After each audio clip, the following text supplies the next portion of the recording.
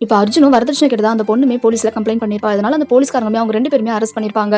இப்ப மறுநாள் அந்த பொண்ணு போலீஸ் ஸ்டேஷனுக்கு வந்து என்னெல்லாம் டவுரி குடுத்தாங்களோ அது எல்லாத்தையுமே வாங்கி கொடுக்க சொல்லி அந்த போலீஸ்காரங்க கிட்ட சொல்லிருப்பாங்க. இப்ப அந்த பையனுமே ஏன் எங்க மேல இப்படி அபாண்டமா பழி சுமத்துறேன்னு சொல்லி கேட்டபோது, நீ கொஞ்சம் கூட திருந்தவே மாட்ட அப்படின்னு சொல்லிட்டு அந்த பொண்ணு அங்கிருந்து வெளியிலயும் போயிடுறா. இப்ப அந்த பொண்ணு வெளியில வந்ததுனால அங்க இருக்க மீடியாக்காரங்க எல்லாருமே நீங்க எவ்வளவு பிரேவா இருக்கீங்க, உங்கள மாதிரி எல்லாருமே இருந்தா கண்டிப்பா இந்த உலகத்துல இந்த வரதட்சணை கொடுமையை ஒழிக்கலாம் இல்லையான்னு சொல்லி கேக்குறாங்க. அதுக்கு அந்த பொண்ணுமே ஆமா என்கிட்ட அவங்க கேட்டாங்க, அதை எதிர்த்து நான் போராடினேன் அவ்வளவுதான், நீங்க எல்லாருமே உங்களை எதிர்த்து போராடினீங்க அப்படின்னா கண்டிப்பா உங்களுக்கு நியாயம் கிடைக்கும் அப்படின்ற மாதிரி சொல்றாங்க. இப்ப இவங்க 2 பேரும் வீட்டுக்கு போயிட்டு இருக்கும்போது அவங்க அப்பாவுமே சொல்றாரு, ஒரே நைட்ல நீ ஃபேமஸ் ஆயிட்ட, அது மட்டும் இல்லாம எல்லாருமே உன்னை மட்டும் தான் பேசிக்கிட்டு இருக்காங்கன்னு சொல்லும்போது, இல்லப்பா இதை பத்தி நம்ம அப்படியே விட்டுறக்கூடாது, அது மட்டும் இல்லாம நம்ம சீக்கிரமா இதுக்கான ஒரு முற்றுப்புள்ளி வைக்கணும், இல்லைன்னா கண்டிப்பா நம்ம மாட்டிப்போம் அப்படின்ற மாதிரி சொல்லிக்கிட்டு இருக்கா. இப்ப எங்க அர்ஜுனையும் அவங்க அம்மாவையும் வெளியில அனுப்புறாங்க. இப்ப போலீஸ்காரமே எங்கேயுமே நீங்க வெளியில போகக்கூடாது, இந்த கேஸ் முடிகிற வரைக்கும் நீங்க 2 பேரும் இப்ப பெயில தான் வந்திருக்கீங்கன்னு சொல்லும்போது, அர்ஜுனுமே நான் அமெரிக்கால வேலை செய்யறேன்னு சொல்றான். இதை கேட்ட உடனே நீ அதை டவுரி வாங்குறதுக்கு முன்னாடி யோசிக்கணும்னு சொல்றாங்க. இதை கேட்ட அவங்க அம்மாவுமே என் பையன் டவுரி வாங்கலன்னு சொல்றான், இதை கேட்ட அவங்களுமே நீங்க தயவு செஞ்சு வெளியில போங்க அப்படின்னு சொல்லிட்டு அவங்க 2 பேருமே அனுப்பி விட்டுறாங்க.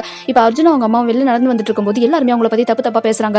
இவ்வளவு பணம் இருந்தும் எப்படிதான் ஒரு பொண்ணு கிட்ட இப்படி வரதட்சணை வாங்க தோணுதோ அப்படின்னு சொல்லிட்டு இதை கேட்கிற அர்ஜுன் அவங்க அம்மாவுக்குமே ரொம்பவே கஷ்டமா இருக்கு. இப்ப வீட்டுக்குள்ள போற அவங்களுமே எனக்கு ரொம்ப வருத்தமா இருக்குப்பா, ஏன்பா நமக்கு மட்டும் இப்படிலாம் நடக்குது, ஏன் அந்த பொண்ணு இப்படி போய் சொல்றா, நம்ம வரதட்சணையே கேட்கலையேப்பா அப்படின்னு சொல்லிட்டு இருக்காங்க. இதுக்கு பின்னாடி என்ன இருக்கு அப்படின்றத நிச்சயமா நான் கண்டுபிடிக்கிறமான்னு சொல்லிட்டு அர்ஜுனுமே அவங்க அம்மா கிட்ட சொல்றான். இப்ப மறுநாள் அந்த கல்யாண பொண்ணு வீட்லயுமே அவ ரொம்ப ஃபேமஸா இருக்கிறதுனால ஒரு கடையை ஓபன் பண்றதுக்கான செரமனிக்கு அவளை இன்விடேஷன் பண்ணிருப்பாங்க. இதை பார்க்கும்போது அந்த பொண்ணுக்குமே ரொம்ப ஹாப்பியா இருக்கு. அது மட்டும் இல்லாம அது ரொம்ப பெரிய கடையும் கூட, அது ஒரு பெரிய ஓனரோட கடைன்றதுனால அவங்க அப்பாவுமே நீ இந்த இடத்துக்கு கண்டிப்பா போய் ஆகணும்னு சொல்றாரு. இதை கேட்டு கூட இருக்கிற அந்த பையனுமே இவ கண்டிப்பா அங்க போவே கூடாது, எத்தனை நாளைக்கு நான் இப்படி உங்க வீட்டுல மறைஞ்சிருக்கிறது, எவ்வளவு நாளைக்கு நான் இப்படி இருக்கிறது அப்படின்னு சொல்லி கேட்கறான். இதை கேட்ட பொண்ணு அந்த கல்யாண பொண்ணு நீ எதுக்கும் கவலைப்படாத, சீக்கிரமா இந்த கேஸ் முடிஞ்சிடும், நம்ம 2 பேரும் அஃபிஷியலா மேரேஜ் பண்ணிக்கலாம்ன்ற மாதிரி சொல்லிக்கிட்டு இருக்கா. என்னால முடியவே முடியாது, நீ அங்க போகவே கூடாது அப்படின்ற மாதிரி சொல்றா. இதை கேட்ட உடனே ஏன் நான் மீடியால இவ்வளவு அழகா வந்துட்டேன் அப்படின்றதுனால உனக்கு பொறாமையான்னு சொல்லிட்டு அந்த பொண்ணுமே கேட்க. இதை கேட்ட அந்த பையனுமே உனக்கு கொஞ்சம் மச்சனா புரியுதா இல்லையா, எல்லாருமே உன்னை பத்தி பெருமையா பேசிக்கிறாங்க, ஆனா உன்னை நான் கட்டிக்க போறவன் எனக்கு அந்த பெருமை கிடைக்கணும் இல்லையா, அதுக்காக தான் நான் கேட்கறேன் அப்படின்னு சொல்லும்போது கொஞ்சம் நீ சைலண்டா இருந்தா மட்டும் தான் இதெல்லாம் சாதிக்கவே முடியும் அப்படின்னு சொல்றாங்க. இதை கேட்கிற அந்த பையனுக்கு கோவம் வந்து அங்கிருந்து கிளம்பியும் போய் அர்ஜுனுக்குமே அந்த பொண்ணு கொடுத்த கம்பெனினால அமெரிக்கால இருந்து வேலையுமே போயிடுது. இப்போ இங்க வேற எங்கன்னா ட்ரை பண்ணி பார்க்கலாம்னு சொல்லிட்டு அர்ஜுன் நிறைய கம்பெனிக்கு ட்ரை பண்ணி பார்க்கறான், ஆனா எங்கேயுமே அவனுக்கு வேலையே கிடைக்கல.